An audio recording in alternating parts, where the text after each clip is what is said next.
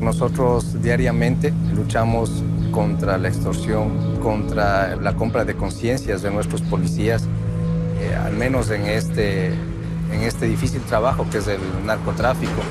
Amenazas a nuestras familias, amenazas a nuestros policías diariamente. Drogas, violencia y mucho, pero mucho dinero.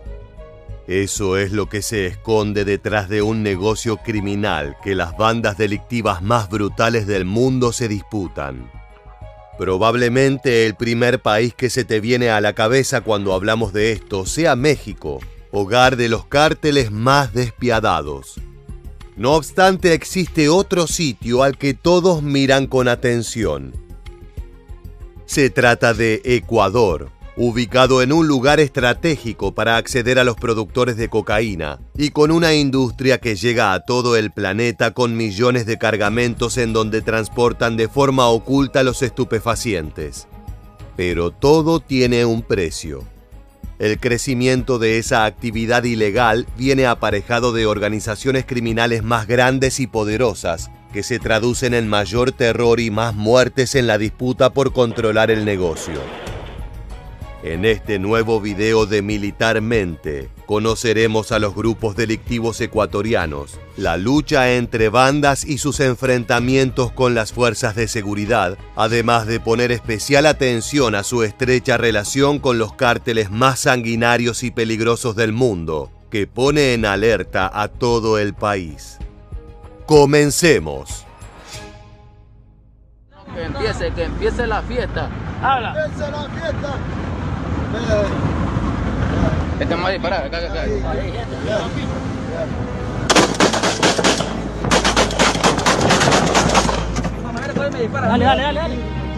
Tira, bandido. Déjale rematar, Organizaciones criminales de diferentes países tienen la mira puesta en la industria bananera de Ecuador y sus cerca de 7,2 millones de toneladas que cada año son exportadas a todo el mundo vía marítima. La mayoría parten desde el puerto de Guayaquil, y es precisamente por esa razón que representa uno de los puntos más codiciados por cárteles mexicanos, brasileños e italianos. Los contenedores llenos de frutos ecuatorianos representan el 30% del mercado internacional. De ahí que los grupos delictivos aprovechan su ubicación para almacenar la cocaína proveniente de productores como Colombia, Perú y Bolivia, para después hacerla pasar a través del Canal de Panamá y enviarla a todos los rincones del planeta. Sin ser uno de los principales consumidores ni productores de esta droga, Ecuador se convirtió en el tercer país en el que más estupefacientes se incautaron a nivel global. Según datos de la Policía Nacional, en todo el 2023 lograron asegurar 206 toneladas de cocaína en los puertos de su territorio. Otro aspecto que se desprendió de ese informe demostró que la mayor parte del producto confiscado tenía como destino Europa y Estados Unidos a través de las infraestructuras de cárteles mexicanos como el de Sinaloa y el Jalisco Nueva Generación, pero no era exclusivo de estas bandas, ya que también existían vínculos con dos organizaciones brasileñas como el Primer Comando de la Capital y el Comando Rojo, y también con la 'Ndrangheta de Italia. De esta forma, los ecuatorianos se convirtieron en el nexo perfecto, conectando a quienes se encargan de la venta, pero también partiendo desde el primer eslabón de la cadena que tiene lugar en su región. Hay otra plantación de coca. A veces la población vive de la coca. Es más rentable, porque no hay trabajo, no hay salud, no hay educación. Lo más fácil es sembrar la coca. Te pagan mejor. ¿Por qué Colombia no erradica esas plantaciones de coca que estamos viendo? Bueno, es la responsabilidad del Estado colombiano. Ha habido presidentes o políticos de ciertos presidentes que sí erradicaban la droga, la coca. Estimaciones de la ONU indican que en el año 2021 se produjeron 2.304 toneladas de cocaína en todo el mundo, de las cuales se confiscaron cerca de 2.000. En este contexto, un tercio de las incautaciones en Europa provenía de Ecuador, casi el doble de lo reportado en el informe de 2018 de la Organización Mundial de Aduanas. Una muestra de este crecimiento se dio a partir de los 9.500 kilos de droga que viajaban ocultos entre cajas de bananas encontradas por las autoridades de España el 23 de agosto de 2023, o los cerca de 8.000 hallados en Holanda durante un decomiso que tuvo lugar ese mismo mes. Además, otros países donde se han asegurado fuertes cargamentos de cocaína proveniente de la nación sudamericana son Bélgica, Suecia, Lituania, Grecia y Turquía. Respecto a los esfuerzos de la Policía Nacional por frenar el narcotráfico, Richard Riera, el ex jefe de la Unidad de Información de Puertos y Aeropuertos, reconoció que es físicamente imposible revisar los 2,8 millones de contenedores que cada año salen de Ecuador. Precisamente eso fue lo que más sedujo a las organizaciones con mayor influencia en este negocio ilegal que llegan desde el temible mundo criminal de México. Pero antes de enfocarnos en ellas, debemos conocer más sobre las bandas locales que han hecho posible su desembarco en suelo ecuatoriano. Y para comenzar nos esperan los choneros, amos y señores del delito en el país durante décadas, quienes cuentan con una peculiar carta de presentación. El dueño, ya mi reina, mira, lo que pasa es que nosotros estamos aquí brindando la seguridad de todos los locales, nosotros los que somos los primeros, así mismo estamos cobrando aquí impuestos para nosotros brindarle la protección. La expresión más orgánica, potente, visible de este poder criminal es a través de la extorsión. Los choneros son parte de la escena criminal de Ecuador desde hace más de 25 años, lo que la convierte en la organización delictiva más antigua y también es la más grande, sumando al menos unos 12.000 miembros. El grupo nació en 1998 en Puerto Arturo, en el cantón Chone de Manabí, concebido por Jorge Bismarck Vélez España, también conocido como Chonero, alias que venía de la ciudad en la que formó su estructura, o como Teniente España, en referencia a su apellido. Este había observado que los puertos marítimos de la región en la que vivía podían brindar una gran oportunidad para los negocios ilegales que buscaba emprender. Y en el 2000 el hombre se trasladó a la ciudad de Manta para empezar a dirigir la logística en tareas de microtráfico. No obstante, la organización fue en crecimiento y para 2003 ya se había apoderado completamente de las rutas para el trasiego de la droga en la subzona de Manabí. Los choneros se encargaban del traslado de estupefacientes desde Colombia a la región costera de su país, y con el tiempo tejieron importantes redes con criminales dentro y fuera de prisión que los involucraron en nuevos negocios. Si bien el narcotráfico ya a una escala mayor seguía siendo la actividad principal, también se ganó un terreno importante en el ámbito de las extorsiones y el sicariato, es decir, los asesinos a sueldo. Un ejemplo de su accionar han sido las desapariciones de personas para enviar mensajes a las autoridades sobre su poder e impunidad. Mi papá prestó servicio a la Armada durante 25 años. Hace 8 años atrás él se jubiló, ella quería algo que le permita compartir más con su familia, con sus nietos. Un 23 de mayo, como a las 2 de la tarde, el vecino me llama, me dice, vecina, no se va a asustar, pero es que a su papá se lo llevaron X banda delictiva. Buscamos a mi papá como 3 semanas consecutivas. Sigo pensando y sigo manteniendo que la policía, si hubiese querido ayudar, hubiese ayudado. Existen numerosos casos como este, y todos coinciden en que las víctimas jamás han podido regresar a casa con sus familias. Avanzando hasta 2007, a casi una década del surgimiento de los choneros, su líder Vélez España fue asesinado en un enfrentamiento contra una banda rival llamada Los Queseros, quienes buscaban disputarle el negocio de las drogas sin éxito. Más allá de la caída de su figura principal, la organización continuó con el dominio del narcotráfico bajo el mando de Jorge Luis Zambrano González, alias JL o Rasquiña. Este fue un punto clave en la historia del grupo criminal, ya que la nueva cabeza de la estructura buscó ampliar las actividades aún más. Uno de los cambios fue incorporar el tráfico de armas a su lista de crímenes, lo que también permitió ganar poder de fuego. Mientras tanto, la banda seguía creciendo con nuevos integrantes y se acercó a otros grandes delincuentes del país. El ejemplo más claro fue Washington Prado Álava, el mayor narcotraficante de Ecuador. Los choneros se convirtieron en su brazo armado, protegiendo cargamentos desde la frontera de Colombia hasta suelo nacional. Con Rasquiña al mando, la organización se volvió clave en el negocio de la droga desde Manabí hacia Centro y Norteamérica.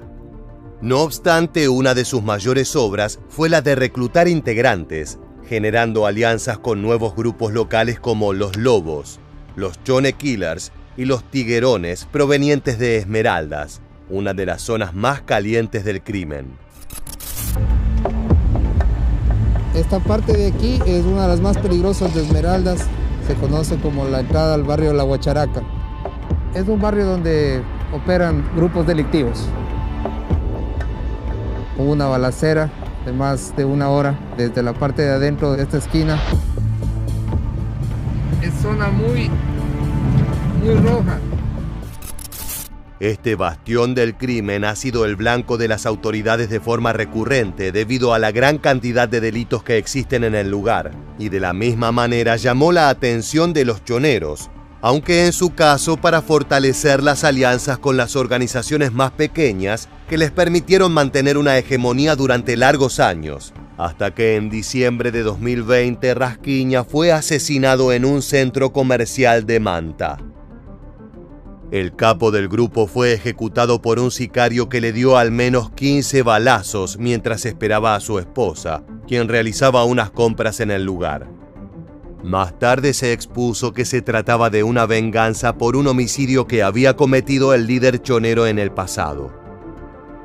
Con su muerte, la paz entre bandas que había logrado desapareció y comenzaron los problemas.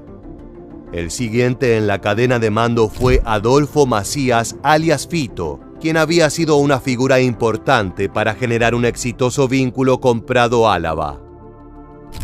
No obstante, las demás agrupaciones criminales que solían rendir cuentas y lealtad a Jorge Luis Zambrano González, el apreciado JL o Rasquiña, no aceptaron el nuevo liderazgo y se desató una guerra. Ahora, ¿qué pasa? Cambiaron las cosas desde que se empezó la guerra. Cuando la firma mayor, la máxima firma, JL, dejó de existir, se comenzó a pelear. Cada quien quiso su espacio, cada quien quiso pelear, no más que por una plaza, sino más que por el respeto a su espacio.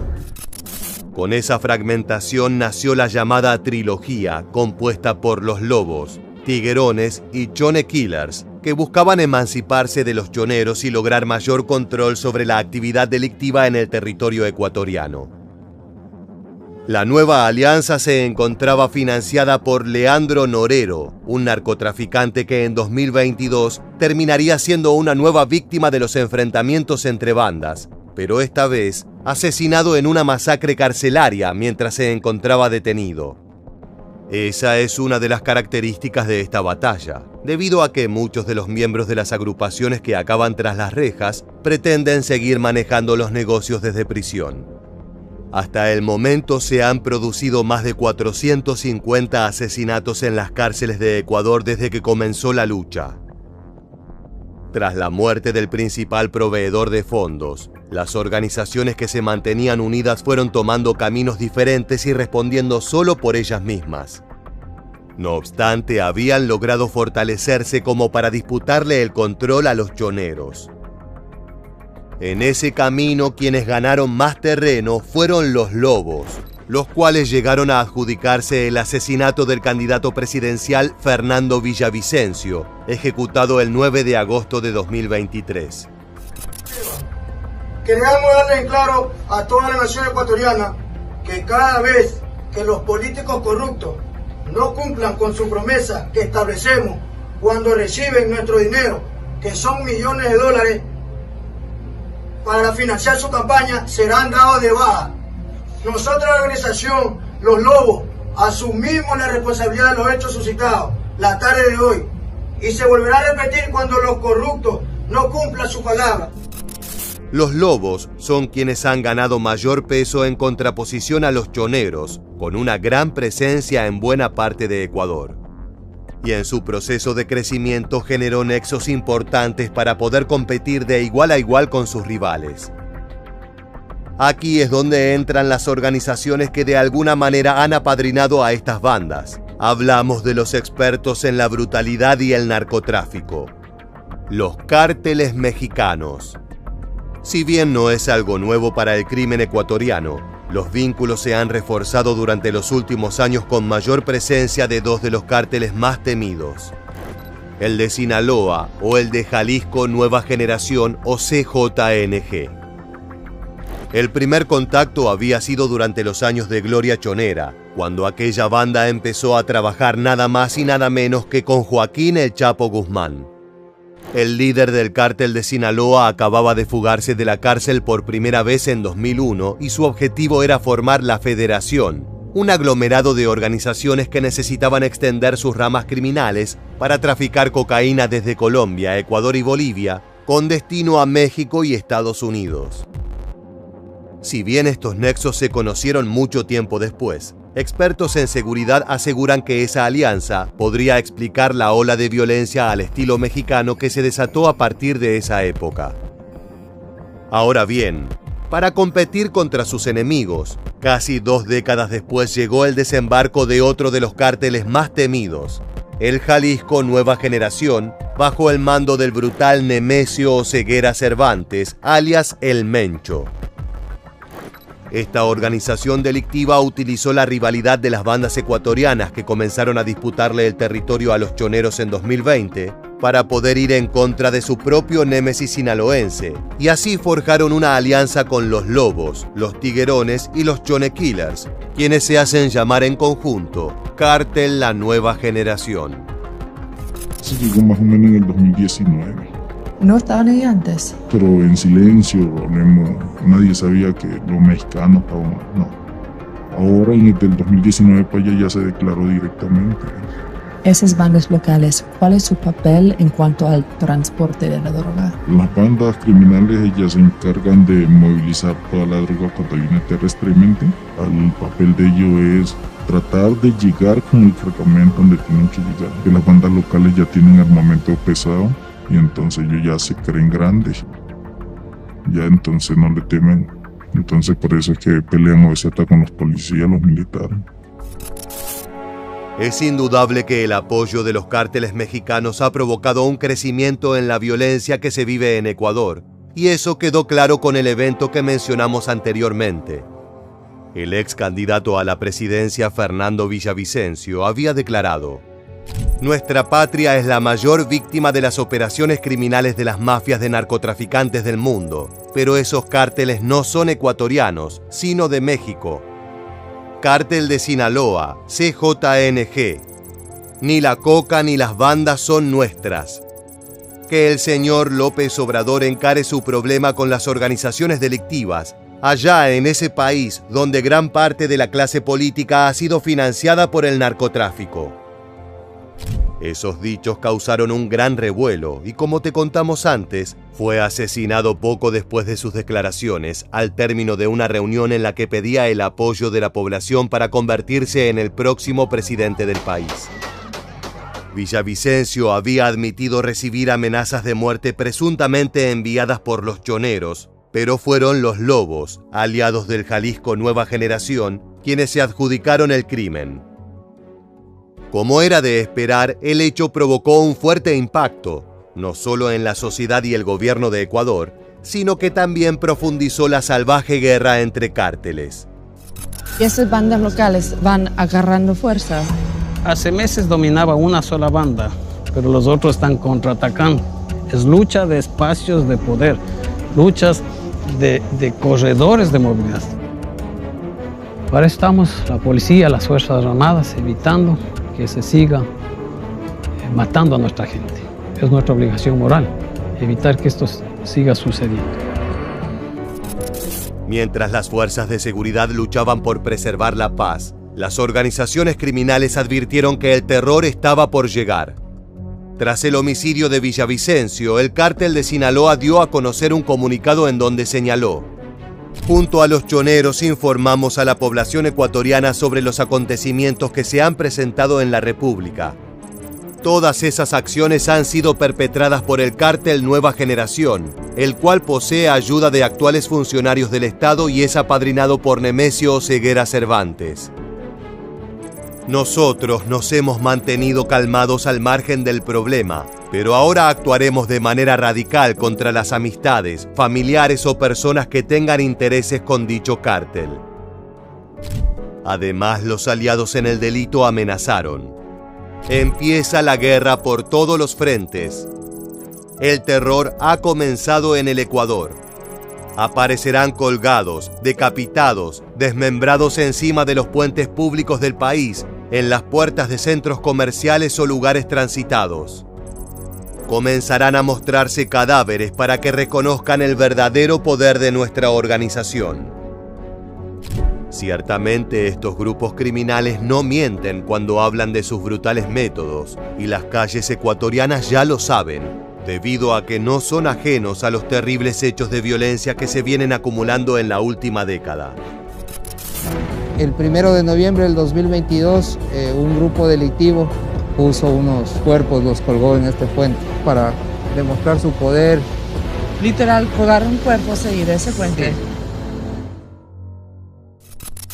Las autoridades ecuatorianas lamentaron que su país se haya mexicanizado, término que utilizaron para hacer referencia a las matanzas y balaceras al estilo de la guerra que se vive en esa nación. Aseguran que los cárteles de México se aprovecharon de encontrar un estado dolarizado y con una industria clave para la distribución, lo que les facilitó el lavado de dinero y el reparto de las drogas. Mientras tanto, como suele suceder, la disputa por el control de esos beneficios se refleja en un marcado aumento de los asesinatos en Ecuador. Las cifras de homicidios en la nación sudamericana pasaron de 2.496 en 2021 a 4.859 en 2022 y finalmente a 7.592 en 2023. Un aumento exponencial que puso en alerta hasta al propio presidente Daniel Noboa, quien decidió actuar. Ecuatorianos, se acabó el tiempo en el que los condenados por narcotráfico, sicariato y el crimen organizado le dictaban al gobierno de turno qué hacer. Acabo de firmar el decreto de estado de excepción para que las Fuerzas Armadas tengan todo el respaldo político y legal en su accionar. Esta medida promulgada por el mandatario fue puesta en marcha en diferentes provincias del país donde la violencia de las bandas criminales tuvo mayor presencia y contemplaba la movilización de las tropas militares en apoyo a la policía para combatir a la delincuencia organizada. Una de las cuestiones más importantes del estado de excepción tiene que ver con la suspensión del derecho a la inviolabilidad del domicilio, para que las fuerzas del orden puedan ingresar y registrar inmuebles sin orden judicial cuando se encuentran con una situación sospechosa. De esa forma, todos los días los agentes de seguridad recorren los puntos calientes del país con el objetivo de eliminar la mayor cantidad de amenazas. Sí, se llama la operación militar Control del Toque de Queda. Estamos en 60 noches de toque de queda. Es para controlar la situación de seguridad y rebajar los índices de delincuencia y violencia. Parece que estamos en línea de disparo, más acá. Y hagan caso a lo que les diga, no se me vayan a ir muy allá.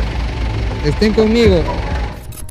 Mientras tanto, las organizaciones del crimen continúan creciendo, reclutando a más personas para que sean parte de la enorme red que abarca cada vez más actividades delictivas.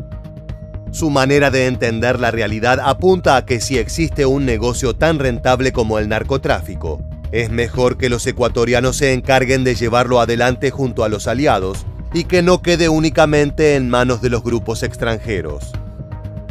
Para lograr esto es fundamental que las bandas puedan seguir sumando miembros.